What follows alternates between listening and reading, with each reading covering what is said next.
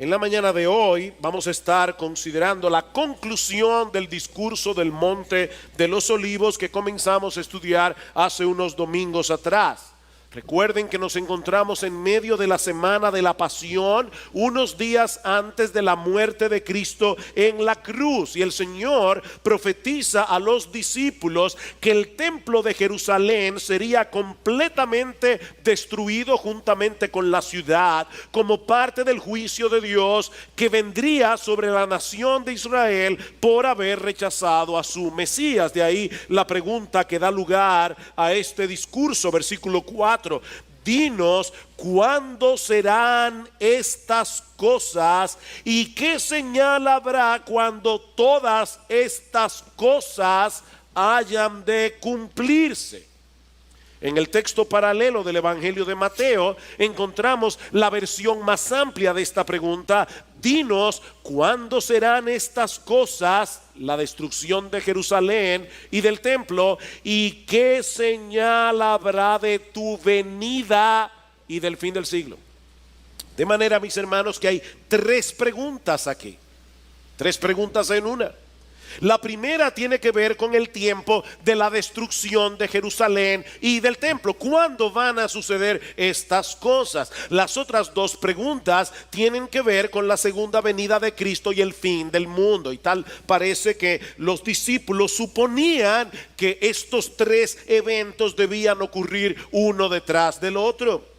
Pero en los versículos 5 al 13, Jesús les hace ver no solo que hay un lapso de tiempo indefinido entre el primer evento y los otros dos, sino que toda esta era evangélica, es decir, mis hermanos, entre la primera y la segunda venida de Cristo, habrán de ocurrir una serie de eventos que no son señales del fin. Eventos que no presagian la segunda venida de Cristo. ¿Cuáles son esos eventos? Ya los vimos: la aparición de falsos cristos y de falsos profetas, versículo 6. Conflictos bélicos a gran escala, versículos 7 hasta la mitad del 8. Desastres naturales, la otra mitad del versículo 8. Una fuerte oposición contra la predicación del evangelio, versículos 9 al 13. Cristo está diciendo: estas cosas van a estar sucediendo a lo largo de toda esta era, de manera, mis hermanos, que no son señales del fin. Luego, en los versículos 14 al 23, el Señor responde la primera parte de la pregunta de los discípulos: ¿qué señal habrá cuando estas cosas vayan a ocurrir? ¿Cuáles son las señales que van a preceder la destrucción de Jerusalén y del templo? Y Jesús no solamente les responde la pregunta, sino que también les da directrices claras. Versículo 14: pero cuando veáis la abominación de la desolación de que habló el profeta Daniel, puesta donde no debe estar, el que lee entienda, entonces los que estén en Judea huyan a los montes. En el texto paralelo, en el Evangelio de Lucas capítulo 21, versículo 20, el Señor añade un detalle que puede ayudarnos a entender a qué se refiere esta señal de Marcos 13:14. Dice: pero cuando viereis a Jerusalén rodeada de ejércitos, sabed entonces que su destrucción ha llegado. Entonces los que estén en Judea huyan a los montes. Y como hemos visto ya, esta profecía se cumplió en el año 70 después de Cristo, cuando el general Tito, hijo del emperador Vespasiano, sitió la ciudad de Jerusalén y en apenas 5 meses la arrasó por completo. No quedó en el templo piedra sobre piedra que no fuera derribada, exactamente como lo profetizó Jesús. Fue un tiempo de mucha calamidad para la nación de Israel, con la agravante de que esa tribulación no concluyó en el año 70 después de Cristo, sino que se ha extendido a lo largo de toda esta era. Dice el Señor en Lucas capítulo 21, versículo 24, que los judíos iban a caer a filo de espada y serían llevados cautivos a todas las naciones, y Jerusalén, la ciudad santa, será hollada por los gentiles hasta que los tiempos de los gentiles se cumplan. Y es ahí donde encaja los versículos 24 al 27 que vimos la semana pasada, en los que Jesús aborda el tema de su segunda venida y el fin del mundo. Eso es básicamente lo que hemos visto hasta aquí. Pero mis hermanos, este discurso no tiene la intención de satisfacer nuestra curiosidad por el futuro. Como hemos dicho varias veces ya a lo largo de esta serie, la Biblia no fue escrita como un periódico que nos dice de antemano las noticias de mañana. No, Dios no pretende, Dios no se esfuerza en satisfacer esa curiosidad carnal por el futuro, sino más bien ayudarnos a vivir en el presente a la luz de las cosas que vendrán. Y eso es precisamente lo que encontramos en la conclusión de este discurso en los versículos 28 al 37 que vamos a estudiar en la mañana de hoy. Ahora recuerden una vez más cuál es la pregunta que dio lugar a este discurso. Dinos cuándo serán estas cosas y qué señal habrá de tu venida y del fin del siglo. La respuesta que el Señor les ha dado hasta aquí es que la destrucción de Jerusalén y del templo sería precedida por una señal muy clara: la abominación de la desolación y el sitio de Jerusalén. De hecho, como veremos en la mañana de hoy, Jesús les dice incluso que no habría de pasar esa generación antes de que todo eso aconteciera. Esta información era necesaria para que ellos pudieran escapar a tiempo. Pero en cuanto a la segunda venida de Cristo, el asunto es muy diferente. Porque la señal de la segunda venida es la segunda venida. ¿Cuál es la pregunta, Señor? ¿Qué señal habrá de tu venida? Mi venida. La señal de la segunda venida es la segunda venida. Hay una serie de eventos que van a acompañar el regreso de nuestro Señor. Lo vimos el domingo pasado. Pero mis hermanos, tan pronto esas cosas comiencen a suceder, ya no habrá margen de tiempo para hacer absolutamente nada. De ahí la advertencia del Señor: estén preparados, estén preparados, porque ustedes no saben cuándo voy a regresar. Mis hermanos, no sabemos. Por lo tanto, estad preparados. De ahí el contraste tan marcado que nosotros vemos en estas dos secciones del pasaje que vamos a estudiar en la mañana de hoy. En la primera sección, en los versículos 28 al 31, el Señor trae algunas exhortaciones a la luz de la inminente destrucción de Jerusalén y del templo. Mientras que en la segunda sección, los versículos 32 al 37, encontramos algunas exhortaciones para los cristianos a la luz de la realidad de que no sabemos cuándo será la segunda venida. Y aquí es donde yo debo hacer una breve aclaración gramatical que es de mucha importancia para la comprensión de este pasaje. Muy importante. Lean una vez más el versículo 29 y leo de la Reina Valera. Así también vosotros, cuando veáis que suceden estas cosas, conoced que está cerca, a las puertas. El verbo está no es precedido en el idioma griego, en el original en que se escribió el Nuevo Testamento, no está precedido por ningún pronombre. Dice simplemente que esas cosas, cuando comiencen a ocurrir, entiendan que está cerca. La pregunta es, ¿qué es lo que está cerca? ¿La destrucción de Jerusalén o la segunda venida? La Biblia de las Américas, los traductores de la Biblia de las Américas, decidieron colocar el pronombre él, que él está cerca, como si estuviera hablando de la segunda venida de Cristo. Yo creo que es mejor dejar el texto exactamente como está en la Reina Valera, que es la traducción literal del griego al español, dejando el sujeto indefinido, porque mi posición, y debo decir que la de varios comentaristas del Nuevo Testamento, es que el Señor está hablando de la destrucción de Jerusalén y del templo, que era el evento que habría de afectar de manera inmediata a los discípulos. Lean conmigo una vez más los versículos 28 al 30.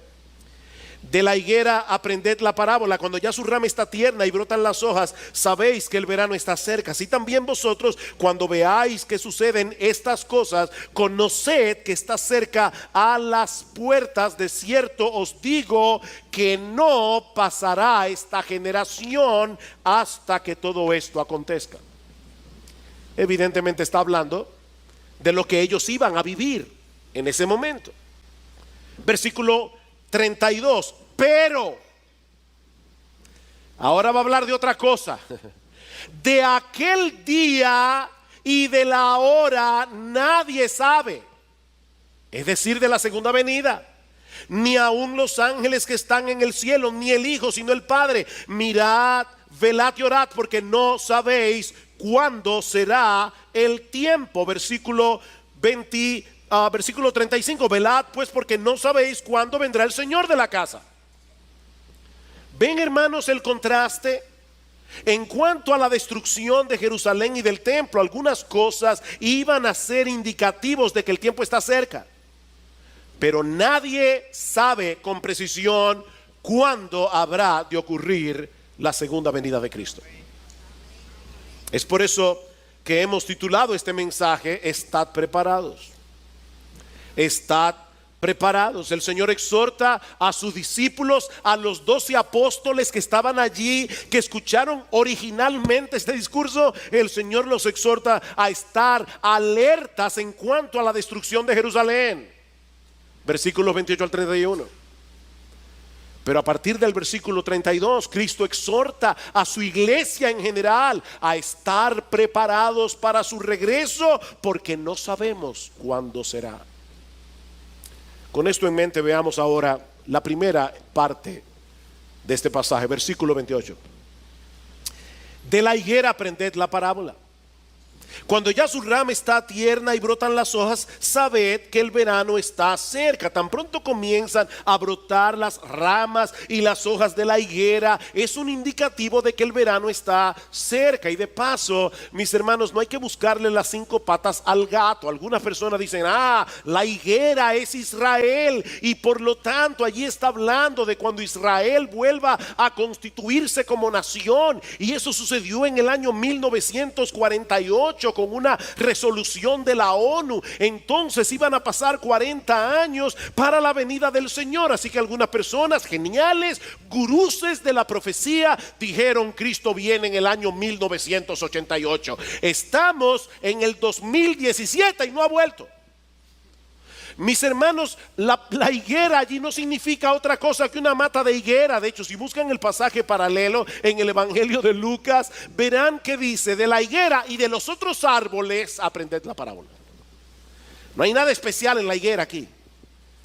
Es simplemente una observación de sentido común, que iba a ser entendida por todas las personas que vivían en esa región del planeta. Pues de la misma manera, dice el Señor, tan pronto viereis la abominación desoladora puesta donde no debe estar, como dice en Marcos capítulo 13 versículo 14, cuando viereis que la ciudad de Jerusalén está siendo sitiada, como dice en Lucas capítulo 21 versículo 20, sabed que la destrucción está cerca.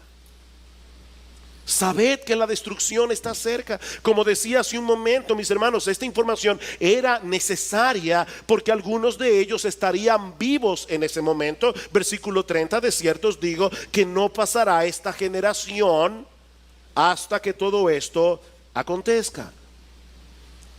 Y la frase con que se introduce esta declaración, que se traduce en nuestras Biblias como desierto, es la palabra amén. Amén. Amén os digo, es una declaración que tiene una certeza absoluta, es una declaración solemne. Lo que el Señor está diciendo a los discípulos que estaban incrédulos, pensando, ¿y de verdad el templo será destruido? La casa de Dios, ese edificio tan masivo, será destruido de tal manera que no quedará piedra sobre piedra. Cristo dice, amén, solemnemente os digo que esta generación no pasará antes del cumplimiento de esta profecía. Y fue exactamente así. Varios de los apóstoles serían testigos presenciales de esta calamidad que habría de acontecerle a la nación de Israel en el año 70. Aunque el cumplimiento de esta profecía parecía algo imposible en ese momento, el Señor quiere desarraigar de la mente de los discípulos cualquier duda que ellos pudieran estar albergando en sus corazones. Versículo 31, el cielo y la tierra pasarán, pero mis palabras no pasarán. ¿A ustedes les parece de verdad increíble que el templo sea destruido? No, déjenme decirles ahora algo más increíble. El cielo y la tierra pasarán. No el templo, no. El cielo y la tierra, el universo entero pasará. Pero mis palabras no pasarán. No pasarán. Ya Cristo había dicho en el versículo 24, el sol se oscurecerá, la luna no dará su resplandor, las estrellas caerán del cielo, las potencias que están en los cielos serán conmovidas, el cielo y la tierra pasarán, mis hermanos, para dar paso a los nuevos cielos y la nueva tierra. Dice en segunda de Pedro capítulo 3 versículo 10 que el día del Señor, y por el contexto sabemos que el día del Señor es el día de la segunda venida de Cristo. El día del Señor vendrá como ladrón en la noche, en el cual los cielos pasarán con grande estruendo, los elementos ardiendo serán deshechos, y la tierra y las obras que en ellas hay serán quemadas. Es por eso que la segunda venida y el fin del mundo coinciden. Mis hermanos, ¿qué está describiendo Cristo aquí? La segunda venida. ¿Qué va a pasar después de la segunda venida? ¿Un reino de 1000 años? No. Lo que va a suceder después de la segunda venida de Cristo es cielos nuevos y tierra nueva. Pero nosotros, dice Pedro, esperamos según sus promesas cielos nuevos y tierra nueva en los cuales mora la justicia. Nos parece difícil imaginar algo así. El cielo y la tierra parecen tan estables. El cielo y la tierra parecen tan inamovibles. Y sin embargo pasarán. Pero, y este es el énfasis de las palabras de Jesús en este versículo, mis palabras no pasarán. Las palabras de Cristo tienen un cimiento inamovible, porque son las palabras del Dios encarnado. Y tal parece que hay una conexión intencional aquí entre lo que dice el Señor en Marcos 13 con lo que dice el profeta Isaías en Isaías capítulo 40 versículo 8. Dice, sécase la hierba, marchítase la flor, mas la palabra del Dios nuestro permanece para siempre. La palabra de Cristo es la palabra de Dios, porque Cristo es Dios. Y esa palabra es segura porque Dios es eterno, porque Dios es veraz, porque Dios es fiel, porque Dios es inmutable, porque Dios tiene todo el poder para hacer lo que Él quiere hacer. Así que cuando Dios dice esto va a suceder, mira, tú puedes estar completamente seguro, eso va a suceder. Así que no solo Jerusalén y el templo serían destruidos, tal como Jesús lo había predicho. No, todo el universo experimentará un cataclismo cuando nuestro Señor y Salvador regrese en gloria. Y mi amigo, déjame decirte algo, ya lo primero se cumplió. Ya Jerusalén fue destruida, ya el templo fue destruido, ya los judíos fueron castigados y enviados a todas las naciones. Eso ya pasó. Y Jerusalén ha sido hollada por los gentiles. Eso ya pasó. Llegó el tiempo de los gentiles, el tiempo del evangelio abierto para los gentiles. Eso ya pasó. Así que tú puedes estar completamente seguro de que lo otro pasará también. Nuestro Señor Jesucristo volverá. Y de ahí la exhortación o las exhortaciones que encontramos en los versículos 32 al 37, versículo 32. Pero, de aquel día y la hora nadie sabe. En cuanto a la destrucción de Jerusalén, no se preocupen, no pasará esta generación hasta que todo esto pase. Ustedes verán la abominación desoladora. Jerusalén será sitiada de ejércitos. Ahora, en cuanto a aquel día, al día de mi segunda venida, el día y la hora nadie sabe, ni aun los ángeles que están en el cielo, ni el Hijo, sino el Padre. Mirad, velad y orad, porque no sabéis cuándo será el tiempo. Miren, mis hermanos, el Señor no pudo haber sido más explícito en este pasaje en cuanto al hecho de que su segunda venida está velada para todo el mundo, excepto para el Padre. Excepto para el Padre. El texto comienza con una declaración general, pero de aquel día y la hora nadie sabe. Pastor, ¿y qué significa en griego la palabra nadie? ¿Significa nadie?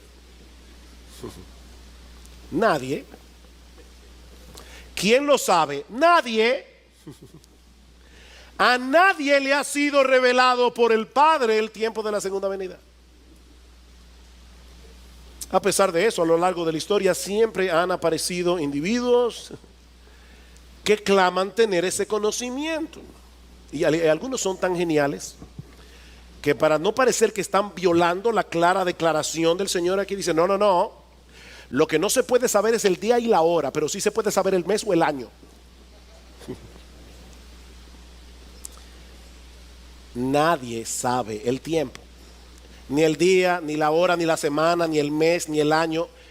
Que eso nadie lo sabe. Nadie lo sabe. Y Cristo da una declaración ahora más particular. Él dice: ni los ángeles lo saben.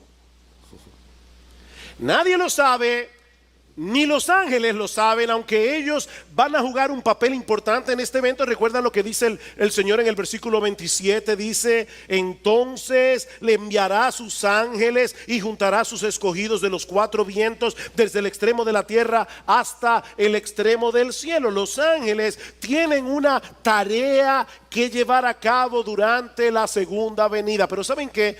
Yo supongo que los ángeles no usan agenda. Hay muchos de nosotros que tienen agendas. Bueno, si hay una agenda en el cielo, una agenda de los ángeles, la segunda venida está en blanco. En esa agenda solo dice lo que ellos van a hacer en la segunda venida, pero la fecha de la segunda venida en la agenda de los ángeles está en blanco. Ellos no saben cuándo viene Jesús. Pero no solo eso, tampoco los apóstoles lo saben, o lo sabían. Vean el versículo 33, dice: mirad, velad y orad, porque no sabéis. ¿Quiénes no sabían? Los apóstoles que estaban escuchando a Jesús. No sabéis cuándo será el tiempo. Versículo 35, velad pues, porque no sabéis cuándo vendrá el Señor de la casa. Mis hermanos, los apóstoles que pusieron el fundamento sobre los cuales está edificada la iglesia de Cristo, como dice Pablo en Efesios capítulo 2 versículo 20, los que escribieron el Nuevo Testamento, donde están hoy las palabras de Jesús, ellos murieron sin saber el día de la segunda venida. Pero este texto dice algo todavía más sorprendente. Versículo 32. Pero de aquel día y la hora nadie sabe, ni aun los ángeles que están en el cielo, ni el Hijo. Ni el Hijo, sino el Padre. Wow, el Señor acaba de afirmar en el versículo 31 que sus palabras no pasarán. O sea, Él acaba de equiparar sus palabras a las palabras del Padre. Pero ahora nos dice en el versículo siguiente que a Él no le fue revelado el tiempo de su segunda venida. ¿Cómo podemos explicar esto? Mis hermanos, esta declaración no debiera ser tropiezo para nadie que acepte la doctrina bíblica de la encarnación, de la segunda persona de la Trinidad. Mis hermanos, cuando Dios el Hijo aceptó la voluntad del Padre de venir a salvarnos, Él tuvo que asumir una naturaleza humana semejante en todo a la nuestra, pero sin pecado. Cristo era 100% Dios y 100% hombre. Él poseía en su persona todas las características que hacen que Dios sea Dios y todas las limitaciones que son propias del ser humano. Una sola persona, dos naturalezas. Sin mezcla, sin confusión, Cristo era Dios y era hombre. Eso es un misterio, mis hermanos, pero eso es lo que se revela claramente en las escrituras del Nuevo Testamento. Cristo no se hizo menos Dios al hacerse hombre, pero tampoco era una especie de Superman por el hecho de que era Dios. No, mis hermanos. Él se hizo hombre con todo lo que eso implica, excepto el hecho de que Él nunca pecó. Porque de no haber sido así, Él no habría podido dar su vida por nosotros en la cruz del Calvario, porque Dios no puede morir. Dios no puede morir. Pero el Señor Jesucristo expiró en la cruz. No fue un simulacro de muerte lo que Él experimentó allí. No. Jesús experimentó una muerte real y verdadera como cualquier otra muerte. Predicando en el pórtico de Salomón, en Hechos capítulo 3, versículo 15, Pedro acusa a los judíos de haber matado al autor de la vida. Ese texto siempre me ha chocado. Ustedes mataron al autor de la vida. ¿Cómo puede ser posible que simples criaturas del polvo hayan podido matar al que creó todas las cosas, incluyendo la vida misma? Mis hermanos, la naturaleza humana que asumió el Hijo de Dios era humana, era verdaderamente humana. Y los seres humanos mueren. Y los seres humanos no lo saben todo. Es en su condición de humillación que Cristo afirma en este pasaje no conocer el tiempo de su venida. Mis hermanos, en su condición humana, Jesús conocía únicamente lo que el Padre quiso que Él supiera. ¿Oyeron eso? En su condición humana, Jesús, el Hijo de Dios, sabía únicamente lo que el Padre quería que Él supiera. Hasta ese punto de dependencia y de humillación llegó el Hijo de Dios al encarnarse. Juan capítulo 12, versículo 49. Porque yo no he hablado por mi propia cuenta. El Padre que me envió, Él me dio mandamiento de lo que he de decir y de lo que he de hablar. Wow. El Padre me dijo: mira, mi hijo, esto es lo que tú vas a decir cuando estés en la tierra. Hasta ese punto de dependencia, de obediencia, de humillación llegó el Hijo de Dios para salvarte a ti y a mí. Más adelante, Juan capítulo 15, versículo 15. Escuchen este versículo con atención, Dice el Señor a sus discípulos: ya no os llamaré siervos, porque el siervo no sabe lo que hace su Señor, pero os he llamado amigos, porque todas las cosas que oí de mi Padre os las he dado a conocer. Y el tiempo de su segunda venida no fue una de esas cosas. El Padre no le reveló eso a Jesús durante su encarnación. Y, hermanos, esto es una lección para nosotros en cuanto a la aceptación de la voluntad de Dios. Porque no vemos en la Biblia a Jesús diciendo: Padre, Padre, por favor, es mi segunda venida, es el tiempo de mi glorificación, por favor, dime un tips de cuándo es. No, el Padre le dijo: tú no tienes por qué saber eso. Y el Señor no tiene problema en decir: yo no lo sé. Como hombre no lo sé. En mi condición de humillación no lo sé. En mi naturaleza humana no lo sé. Ni el Hijo. Ahora, déjenme volver atrás, hermanos. Esta declaración de Jesús no debería ser causa de tropiezo. Esta declaración de Jesús debe ser causa de un asombro reverente. De un asombro reverente. La segunda persona de la Trinidad se hizo hombre para salvarnos. Verdaderamente hombre, con todas las limitaciones de la naturaleza humana, incluyendo la limitación del conocimiento. Porque de no haber sido así, Cristo no nos hubiera podido salvar. Él tenía que ser Dios y hombre, no Dios hombre, porque eso ya sería una tercera categoría. Ni Dios ni hombre, es Dios hombre. No, Él no es Dios hombre, Él es Dios y hombre. Él lo sabe todo, no lo sabe todo. Él es todopoderoso, es débil y murió en debilidad. Es eterno y murió en la cruz. Puede estar en todas partes y no puede estar en todas partes. Pastor, explíqueme eso. No puedo. No puedo. Eso es un misterio. Pero eso es lo que dice la Biblia. Ahora, de paso, hermanos, esta es una prueba contundente a favor de la integridad de las Escrituras. Piensen en esto. Cuando se escribieron los evangelios, la iglesia estaba por todo el imperio romano predicando que Jesucristo, siendo Dios, se hizo hombre para salvarnos. Si los apóstoles no hubieran sido inspirados por el Espíritu Santo y ellos hubieran inventado lo que escribieron en los evangelios, miren, probablemente ellos no hubieran puesto ese versículo ahí. Porque ellos sabían que eso podía atentar contra la deidad de Cristo, como de hecho hacen los testigos de Jehová en el día de hoy, que son unos herejes, porque no creen que Cristo es Dios. Eso es una herejía.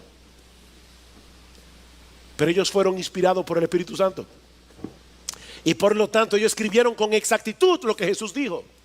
Y lo que Jesús dijo es que del día y la hora nadie sabe, ni el Hijo sino el Padre.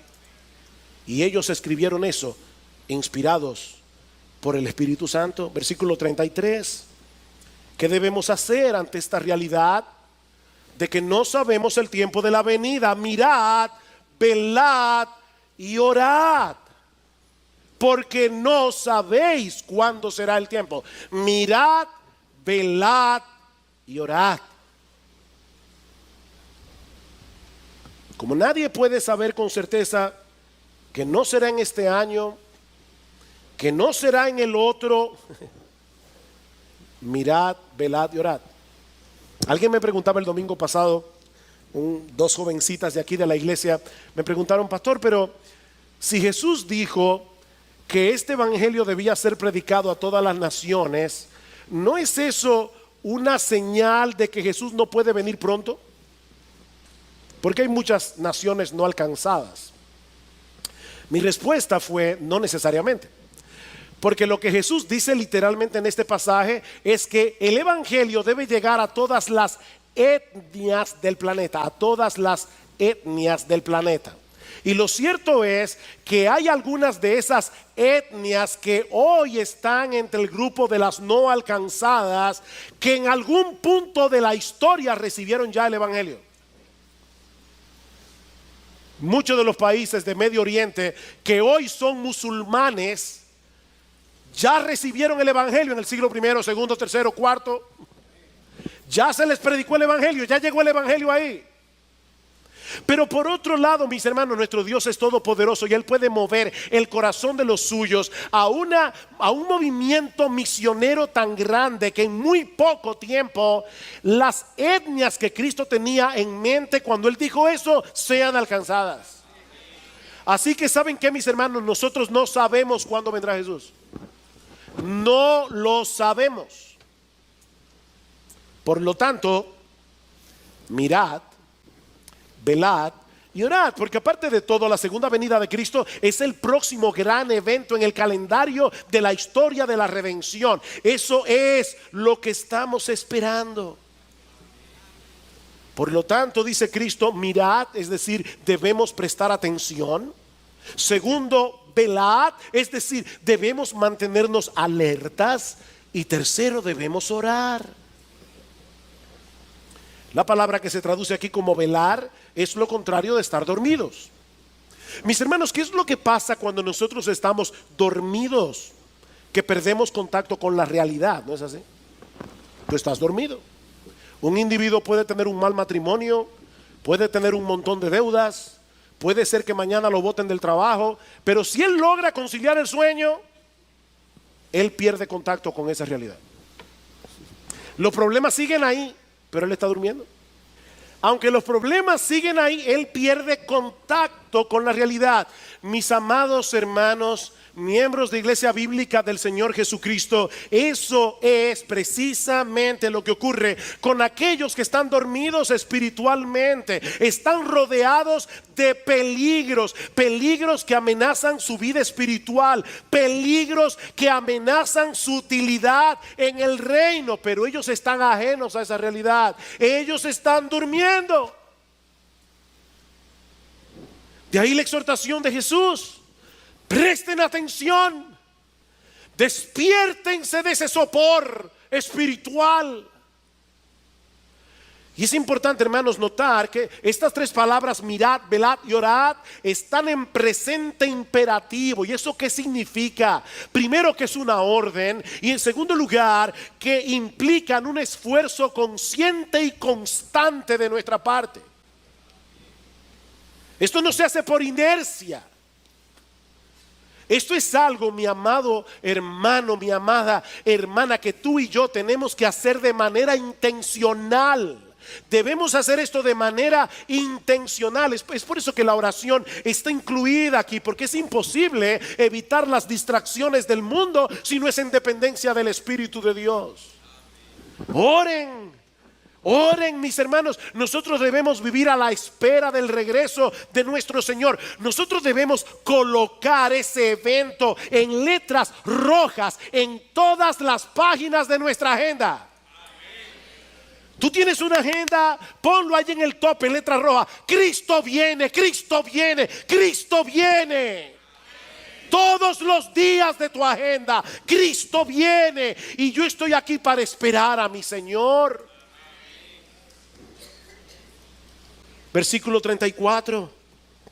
Es como el hombre que, yéndose lejos, dejó su casa y dio autoridad a sus siervos y a cada uno su obra, y al portero mandó que velase. Velad pues, porque no sabéis cuándo vendrá el Señor de la casa, si al anochecer o a la medianoche o al canto del gallo o a la mañana, para que cuando venga de repente no os halle durmiendo. Y lo que a vosotros digo, a todos lo digo: velad. Velad. ¿Se dan cuenta cómo se resaltan aquí las mismas cosas otra vez? No sabemos cuándo viene Jesús y su venida será repentina. ¿Vieron eso? Para que cuando venga de repente No os halle durmiendo. Cada uno debe mantenerse espiritualmente despierto para poder hacer lo que Cristo le encargó que hiciera de acuerdo a sus dones, de acuerdo a sus oportunidades. Mi hermano, tú fuiste salvado por Cristo para hacer algo. Él te dio dones.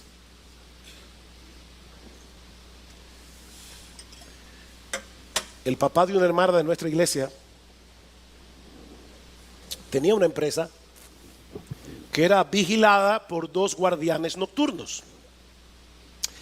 Como él no quería que se durmieran, y de paso yo no estoy haciendo aquí un juicio de valor sobre este hecho, pero como él no quería que se durmiera, me contaba esta hermana que su papá instaló un sistema en los 2 extremos del área que ellos debían vigilar. Y ellos tenían que moverse todas las noches y ponchar tarjeta cada 15 minutos.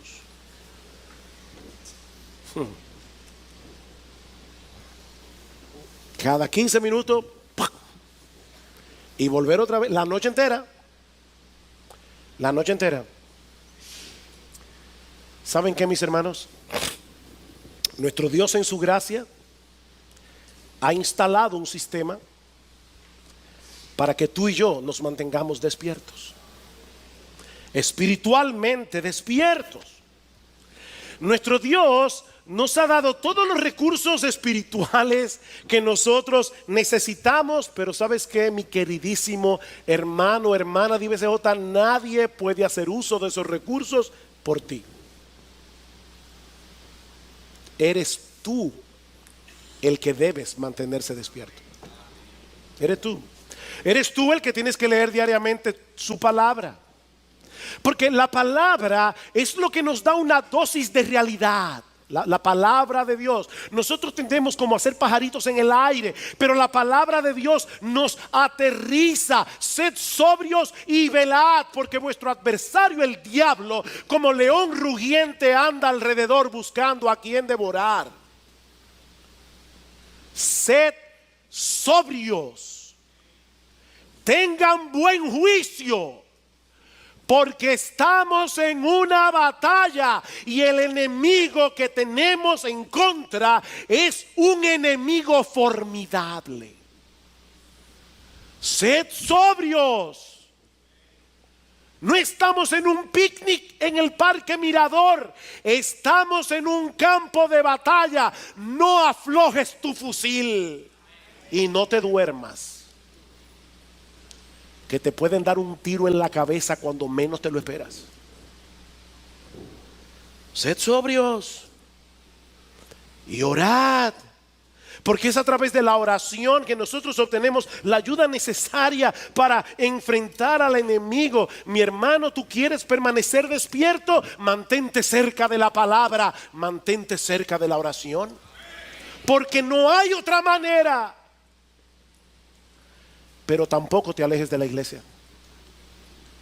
Tampoco te alejes de la iglesia. Hay muchos que creen que pueden vivir sus vidas cristianas independientes de los demás. Pero mis hermanos amados, Dios no diseñó la vida cristiana para que funcione en aislamiento. Dice el autor de la carta a los Hebreos, y está advirtiendo precisamente en contra de la apostasía, dice: mantengan firme y sin fluctuar la profesión de nuestra esperanza, porque fiel es el que prometió. ¿Saben lo que dice inmediatamente después? Y consideremos unos a otros para estimularnos al amor y a las buenas obras, no dejando de congregarnos como algunos tienen por costumbre, sino exhortándonos, y tanto más cuando veis que aquel día se acerca.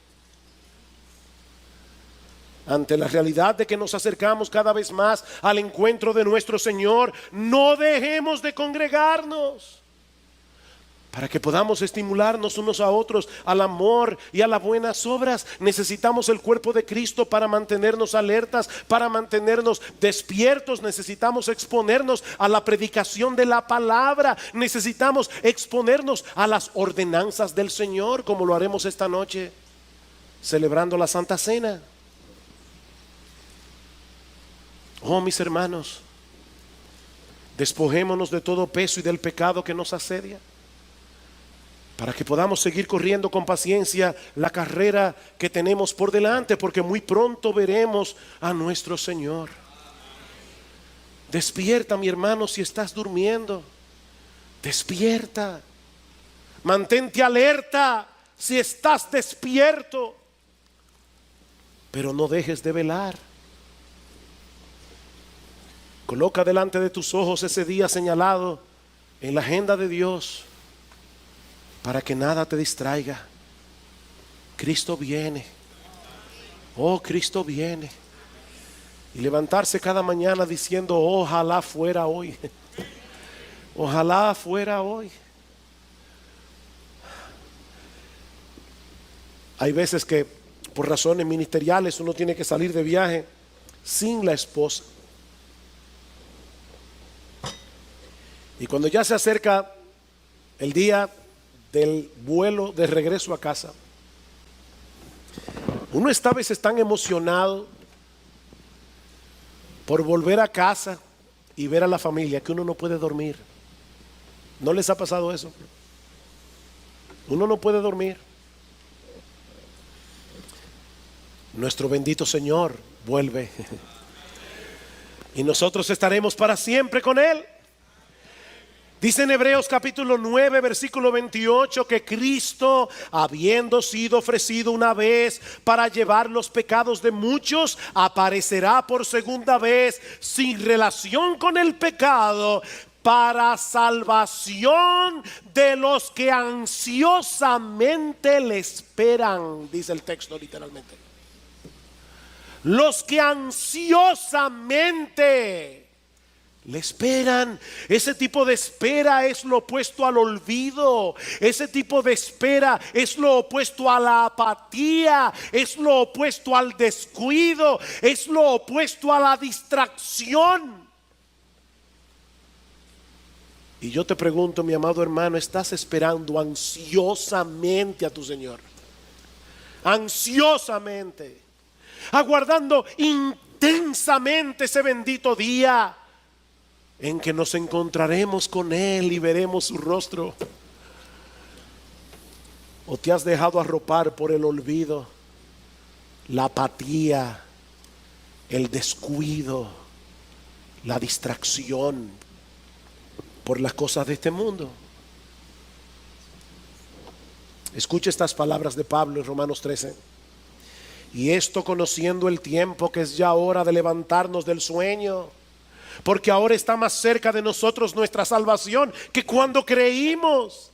La noche está avanzada y se acerca el día. Desechemos pues las obras de las tinieblas y vistámonos las armas de la luz. Andemos de día honestamente, no en glotonerías y borracheras, no en lujurias y lascivias, no en contiendas y envidias, sino vestíos del Señor Jesucristo y no proveáis para los deseos de la carne. Despierta, mi hermano, deja esa mundanalidad. Desconéctate de todo eso que está adormeciendo tus sentidos espirituales y espera ansiosamente la venida de tu Señor. Y si tú estás aquí sin Cristo en esta mañana, yo quiero exhortarte a que te ampares en su gracia perdonadora, porque, mi amigo, todavía estás a tiempo. Cristo es y seguirá siendo un gran Salvador hasta que Él regrese en gloria. Pero aquellos que sean encontrados impenitentes en el día de su venida, entonces tendrán que comparecer delante de Él, ya no como un Salvador, sino como un juez.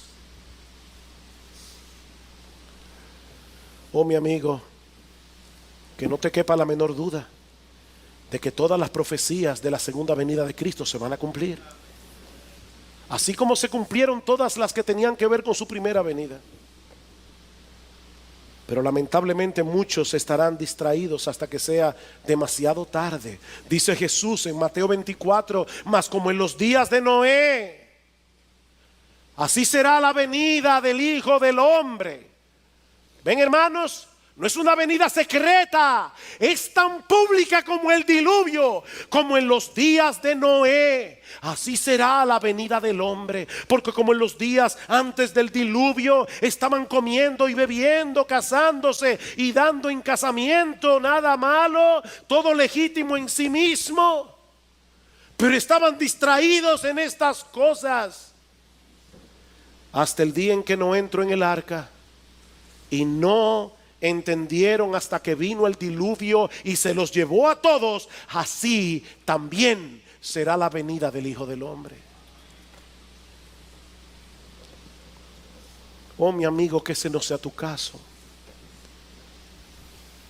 Que ese no sea tu caso. Ampárate en esa gracia divina que todavía está disponible para ti, viniendo a Cristo en arrepentimiento y fe, para que sean borrados de una vez por todas todos tus pecados y puedas esperar con anticipación tú también la llegada de ese día, sabiendo que cuando Cristo aparezca en gloria ya no tendrás cuentas pendientes con la justicia de Dios.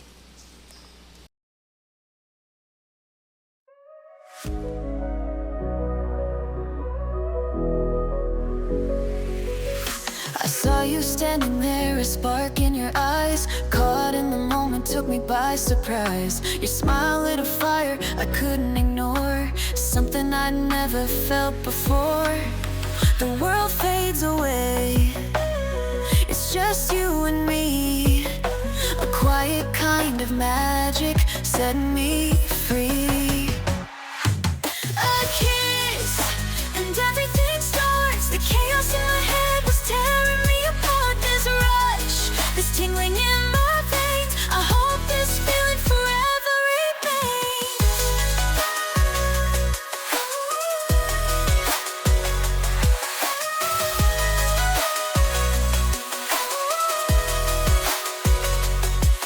Your touch is a melody, soft and sweet, a rhythm in my heart I can't repeat. Every glance, every word feels so real, a love so new yet so surreal. Is this what they mean when they say it's true? A first love that's bright yet feels so new. Even if time fades this moment away, in my heart it'll always stay. A kiss and everything starts. The chaos in my head was tearing me apart. This rush, this tingling in my veins, I hope this feeling forever remains. A kiss and everything starts, etched in my soul, deep in my heart. No matter the distance, no matter the years, the memory of you will calm my fears.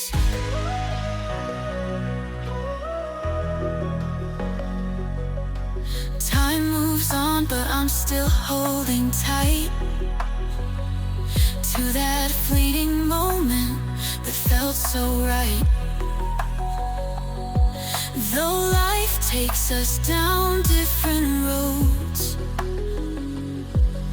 your love's the light that forever glows.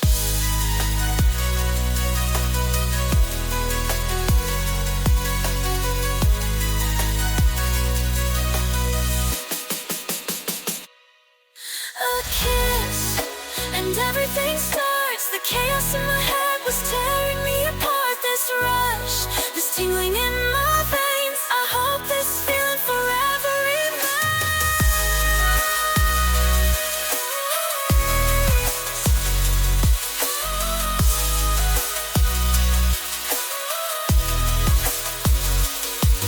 This rush, this tingling in my veins, I hope this feeling forever remains.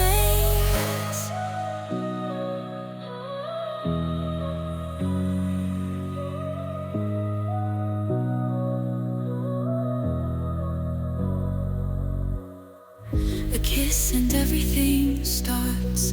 The chaos in my head was tearing me apart.